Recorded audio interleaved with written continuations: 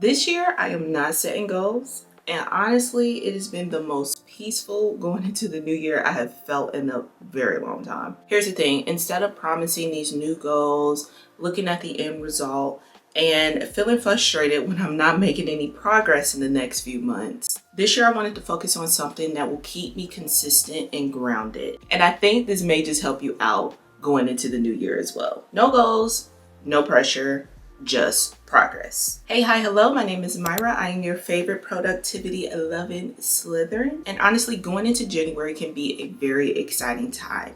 It's a fresh new plate.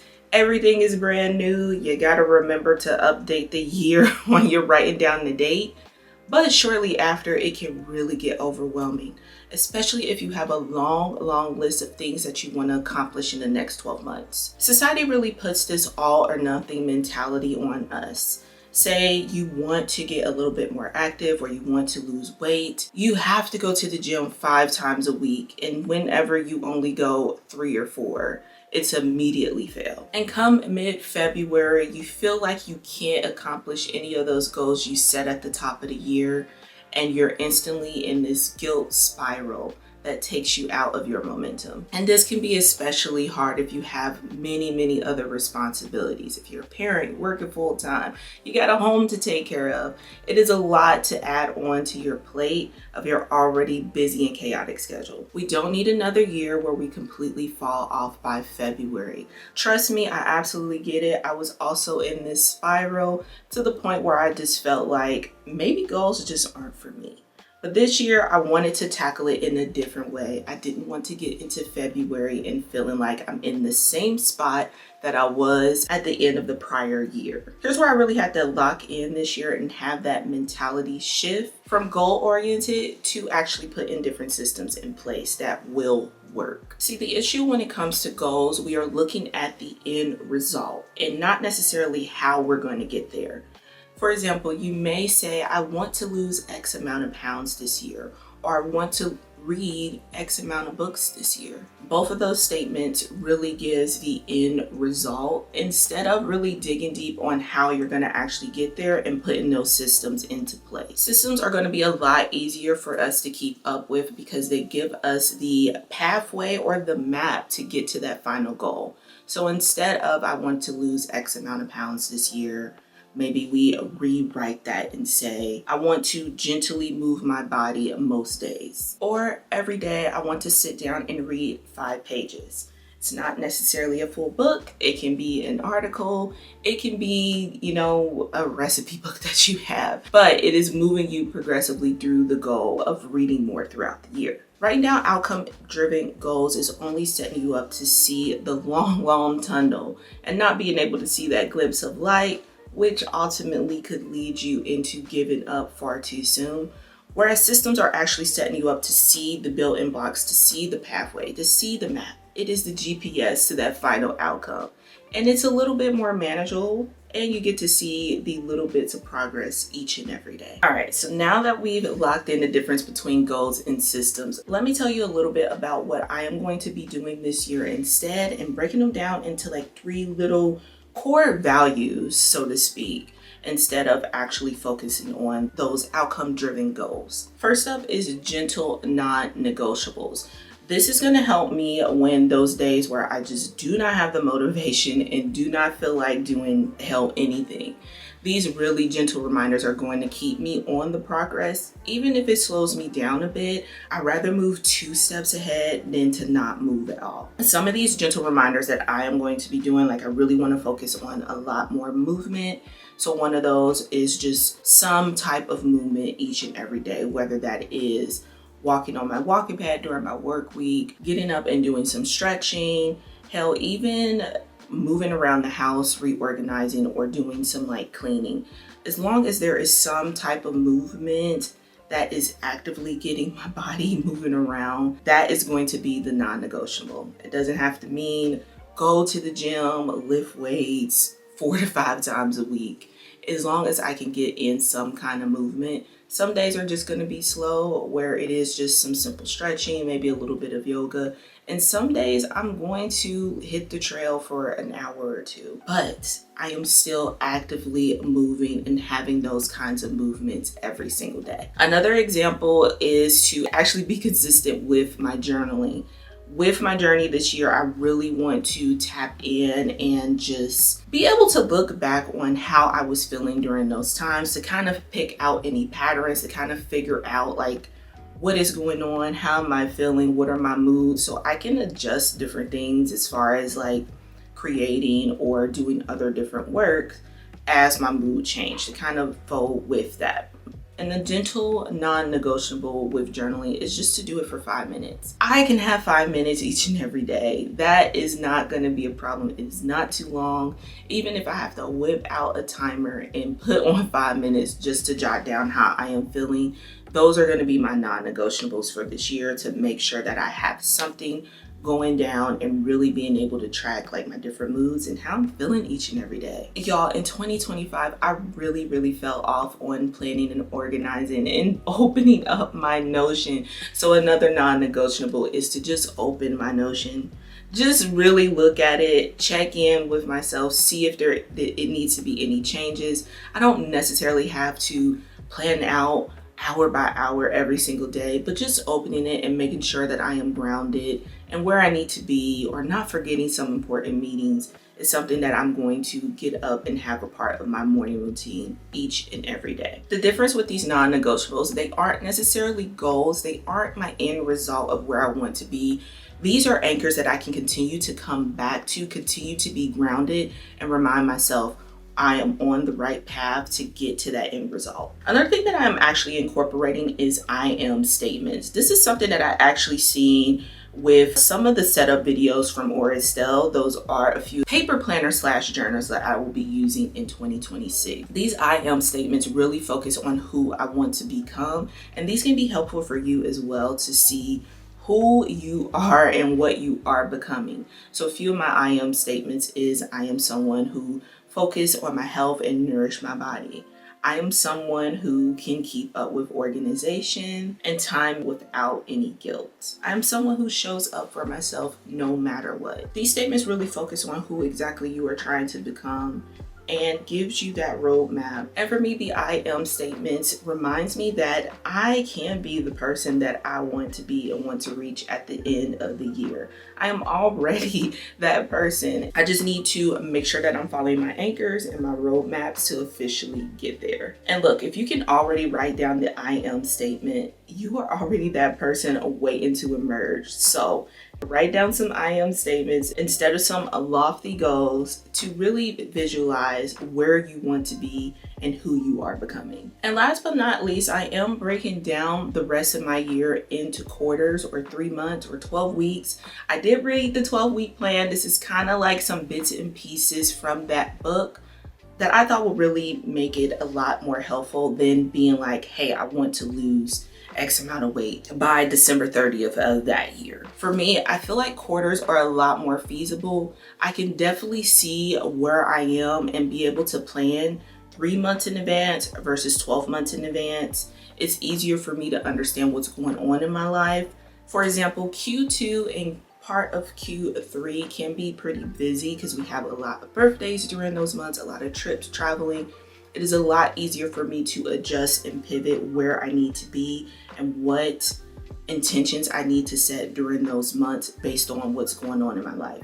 Versus maybe Q1, things tend to be slowing down. We're getting off of the holiday seasons, getting back to schools, getting back into our regular routine. So therefore, I have the ability to really do a little bit more during those months. I also feel with setting like seasonal or quarterly kind of intentions, they feel a lot more urgent. March is a lot more closer than the end of the year in December.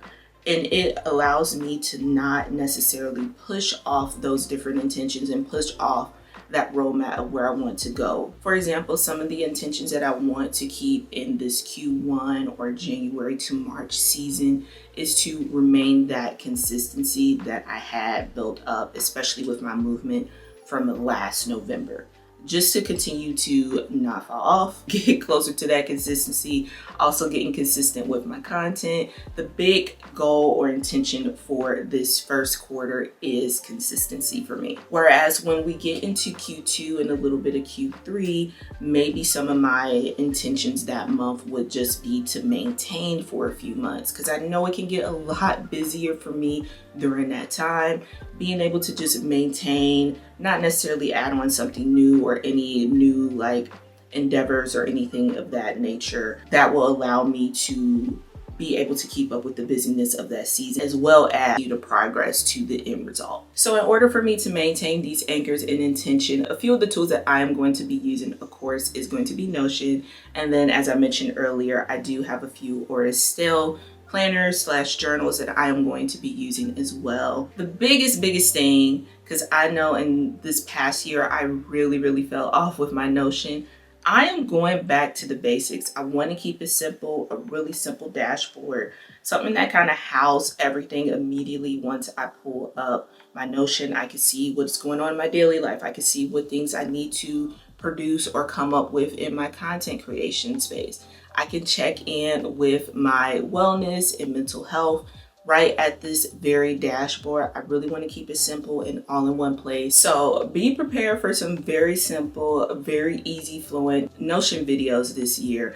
I'm super excited to kind of get back to the basics of when it comes to Notion, because that is, at the end of the day, in my heart of hearts, of where I started and where I thrive. I think I really lost my way this past year with trying to make it more complicated, automated for me. But at the end of the day, where I really thrive when it comes to Notion is really keeping it simple. So I'm really excited for the future Notion videos to come to the channel. So if you are interested and want to see a little bit more on how that is going to go, make sure you subscribe so you don't miss out on any of those future videos. We really are going to get back into our Notion bag as gently and as simple as possible this year, so we can really keep up with it. Getting back into journaling and planning is also going to be really huge in grounding me this year. That is my overall thing, if you guys haven't realized yet, is really trying to get back to the basics and really get grounded, as I just feel like I have kind of lost my way when it came to that. So there is going to be a lot more paper planning included with my Notion, and I'll be sure to bring you along on the journey throughout this year with that as well. So you will probably be seeing a little bit more of my paper planning throughout, and how I am incorporating with digital, with that being Notion. Also, a big thing that I really want to keep up with is weekly resets. So if you guys are a really big fan of co-working, or if you're interested and want to get into it, this year I'm really going to move into having weekly resets in CoWorking Sessions on Sundays. I am so excited for it. This is going to be a lot of fun, because I know a lot of my folks can't really come to my co-working sessions because I literally co-work with y'all. So this is during the work day, and a lot of folks aren't able to pull up Twitch or pull up YouTube to hang out with me during stream. They don't work from home, or they don't necessarily have a job that can allow them to pop in and kind of get some work done in a co-working session in that manner. So incorporating these on Sundays, I hope more of you can come hang out, do a weekly reset. We can keep each other accountable, really check in and get re-grounded, especially if you have like a rough week. We're all gonna have those kind of weeks where the days just get away from us. So having those weekly Sunday resets, we can keep each other grounded and accountable and really reset. So if we do fall off for 1 week, it doesn't turn into 1 month or 1 year. We're gonna have those co-working sessions over on Twitch. I'll have all the links down below if you want to come and hang out.